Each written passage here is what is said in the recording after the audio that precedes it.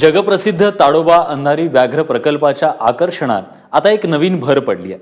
ताडोबातील पर्यटनाला जैवविविधतेची माहिती व्हावी आणि त्यातून वनवैभवाचं जतन करण्याची प्रेरणा मिळावी यासाठी ताडोबाच्या बफर झोनमध्ये फुलपाखरू उद्यानाची निर्मिती केली जाते। कुठेही बघा तुम्हाला फुलपाखरूच दिसेल।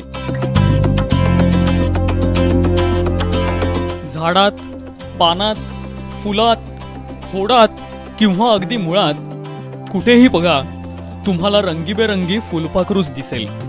फुलपाखरांची ही गर्दी झाली आहे चंद्रपूरच्या जगप्रसिद्ध ताडोबा व्याघ्र प्रकल्पामध्ये।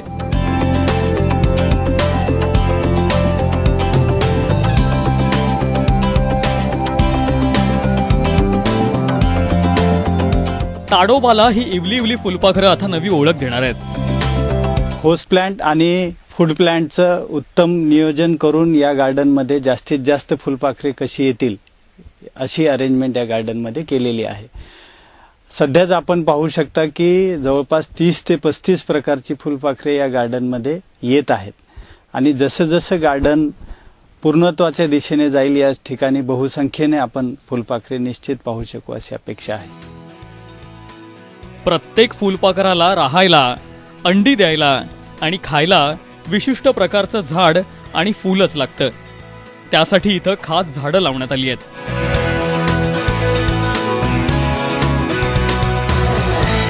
या बटरफ्लाय गार्डन मध्ये grey pansy, chocolate pansy, great eggfly, common leopard, common mime, common crow, crimson rose, common rose आणि बॅरोनेट यासारख्या 30 ते 35 प्रजाती आहेत।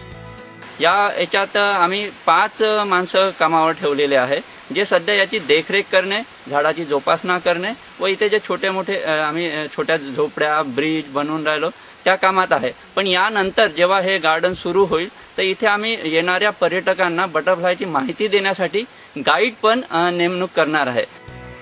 इथं फुलपाखरांच्या अंडी, अळी, कोश आणि फुलपाखरू या 4ही अवस्था पाहायला मिळतात। त्यामुळे पर्यटकांनाही फुलपाखरं आकर्षित करू लागली आहेत।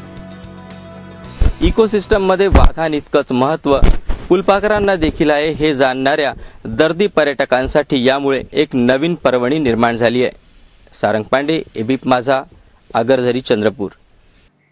तेव्हा वाघोबा सोबत फुलपाखरू फ्री असणार आहे।